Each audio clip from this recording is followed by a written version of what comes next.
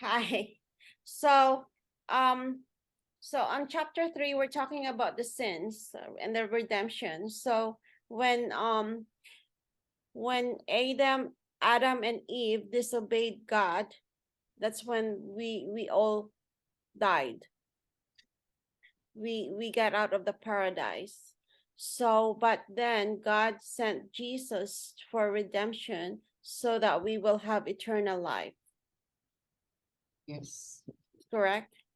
Yes. So, right now, when you look at the world looks beautiful, right? You can see the deep blue sea, the trees, everything. The world is beautiful, but when you look into it, there's a lot of injustices that's going on. Like the corruption that's going on. You see people who are corrupt are getting, are getting more stronger and more powerful versus the people who are getting more poorer. So when it comes to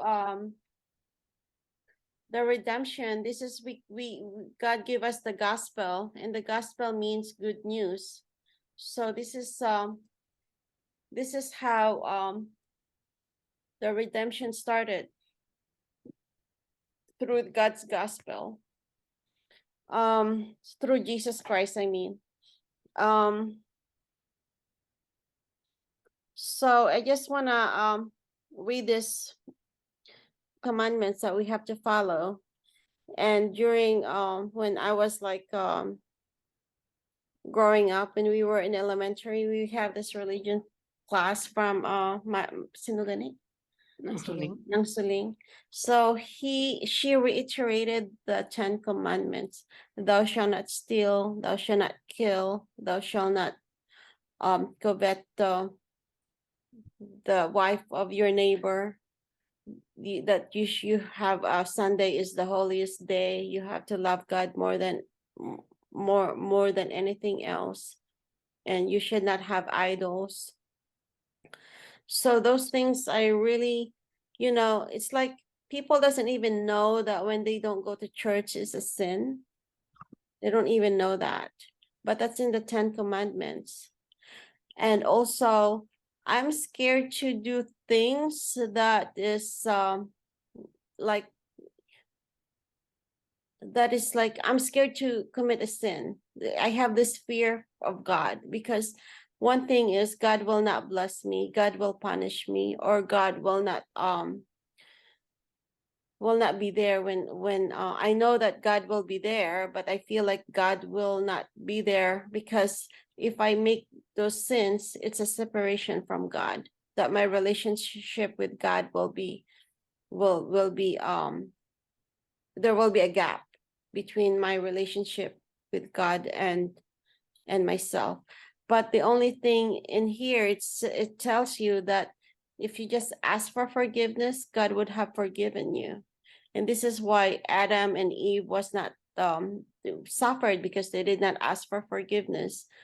And with us, because we lost the paradise because of Adam and Eve, that's why we are all here. And then with the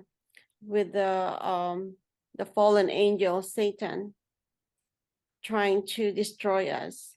So sometimes I wonder why God allowed us to give us this free will, whether we want to go to just like when we were given like a choices, why we want to choose to go to hell. We always don't want to go to hell. We all want to go to heaven. But why did God give us those choices? No, because of sin. Because of sin of Adam and Eve. So they prefer to choose their way than the way of God. They prefer to choose their, what do you call that? Their, ang sarili nilang ambisyon. There's the Ano ni Adam kag ni Eve, they want those things. So even they disobey God, they don't know that what will happen to them, not only to them, but to his descendants. They don't know. So that's why, and God is giving us a choice whether to choose our own way of life or to choose his his way of life, his way. His will. Shall To choose either Shall we? our will or his will. yes. You know, in the situation where we are given the choices to follow God or not to follow God, either we follow our own desire, we are free, we are not suffering. But when we follow God, we really suffer because our own self is our enemy. So the spirit and the flesh is opposite. Mhm. So makambal ka nga, we are tested. The gold is being tested by fire.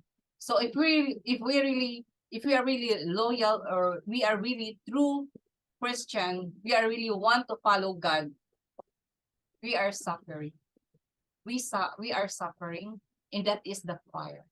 And that fire is so very hard. Sino mga tao makagwanta sa fire? Sino ang tao makagwanta sa sobra-sobrang kabudlay? But then there are we can say that those saints, they really shows the true Christianity, the true life as a follower of God. Mayara gani nga ginapanitan. Ginapanitan siya pero gakanta pa. Anti siya patyun gilukat mata niya. Ginapanitan pero gakanta siya gyapon. Hindi siya gyapon pag-give up ang iyang faith kay God. So, the same thing sa kanaton, no? Maski tuod nga wala na nagkakatabo sa aton, but then the hard times that we are facing, ang tanan gid nga mga pag-antos, amo ang maka-purify ka naton. Ina matawag naton nga kalayo tungod nga sobra-sobra kabudlay. Kay ang bulawanon nga pagtuo ginatilawan paagi sa kalayo. Sa mo na nga hindi mahapos. Damo nagahandom, pero damo nagahandom nga makasulod sa ginerian sang Dios, pero hindi tanan makasulod. Tungod ang dalan palangit makitid matunukon tama kabudlay sudlon. So ano ina? So kaaway naton sarili naton eh. The 7 capital sins, di ba? Ang bugal naton. So, ang kaakig naton na. So, ang tanan nga mga sala nga sa kaugalingon naton, tanan nga tao, ara gid, wala sang isa nga nakaluwas. Tanan kita ara gid. But then we are choosing whether pasugtan naton or not. So, kung hindi kita magpasugot, ay ang choice natin yung pasugot, we are suffering. But then, you know, sa akon nga part, ano ginimo ko? Because of love and prayer, mawin gid naton ang sarili naton because love and sacrifice amo gina ang pinakamalapit nga meaning of love. Ang definition is sacrifice. So si Christ nagsakripisyo sa aton, gitudloan na gid kita paano mag-win sang aton nga kaugalingon kay siya gani ginwin niya kita eh. Wala siya saksala. He is holy. But then nagpakamatay siya, naganto siya tungod sang iyang pagigugma sa aton. The same thing kita. If we really love God, we are willing to sacrifice for others. Kung hindi ka willing magsakripisyo sa ibang nga tao, tawhay lang. But then, kung gusto mo nga mag-antos na magsakripisyo, para nga mabuligan, mag-isig ka tao mo, mabutlay. Pero, kung love mo si God, nagayuhom ka sa pagbulig na wala sang kabudlay. Because God is good.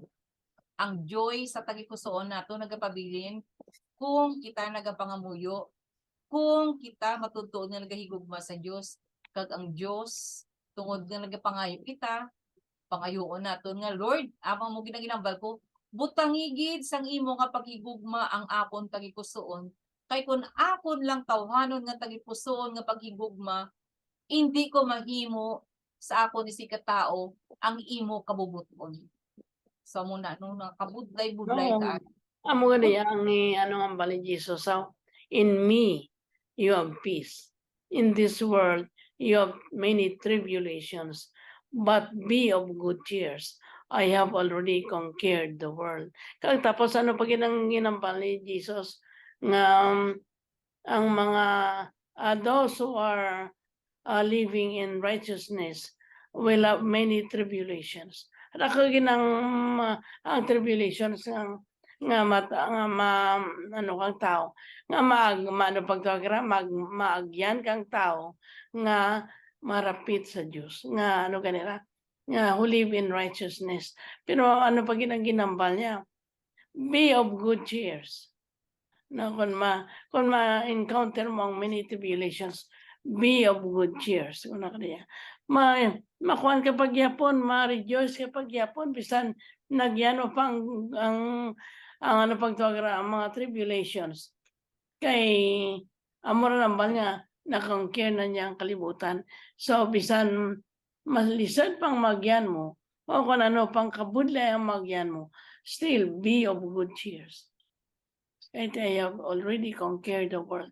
So, amura nga, makan man ba nga, consider it pure joy, my dear brothers and sisters, when you have experienced many tribulations of various kinds, because the testing of your faith produce perseverance. Okay. Ma-stop na kita digya. Mm. Okay, we will continue next week about redemption. Good night. Good night. Good, Bye. good afternoon. Mm.